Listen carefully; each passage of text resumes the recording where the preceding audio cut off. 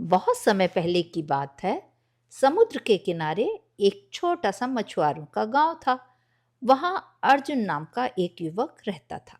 वह बहुत साहसी था, लेकिन लालची भी था। गांव के बूढ़े मछुआरे हमेशा कहते थे, समुद्र से उतना ही लो जितने की जरूरत हो, क्योंकि समुद्र सब देखता है। लेकिन अर्जुन इन बातों पर हंस देता था।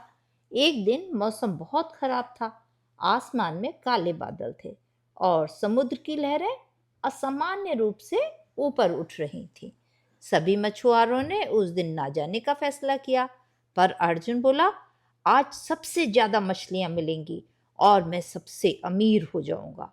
उसकी बूढ़ी माँ ने रोते हुए कहा, मत जा बेटा, आज समुद्र शांत नहीं है।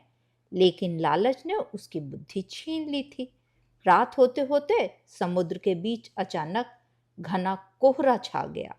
अर्जुन को दूर से किसी स्त्री की मधुर आवाज सुनाई दी, आओ, इधर आओ। वह डर गया, लेकिन आवाज बार बार उसे अपनी ओर खींच रही थी। अचानक उसकी नाव जोर जोर से हिलने लगी। लहरें इतनी ऊंची उठी कि उसे लगा अब वह नहीं बच पाएगा। तभी उसे अपने बूढ़े पिता की बात याद आई। प्रकृति को जीतने की कोशिश मत करना, उसका सम्मान करना सीखो। उस क्षण पहली बार अर्जुन को अपनी गलती समझ आई। उसने आंखें बंद करके कहा, अगर मैं बच गया तो कभी लालच नहीं करूंगा।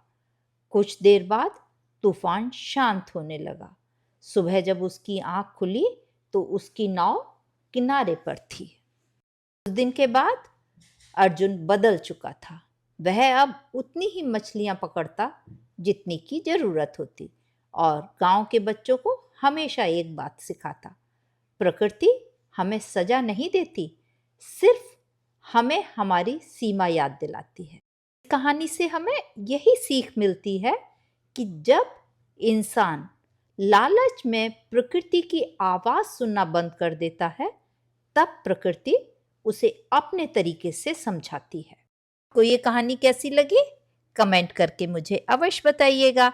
यदि चैनल पर नए हैं तो चैनल को सब्सक्राइब कर लीजिए और हाँ, लाइक शेयर करना ना भूलिए। Thank you.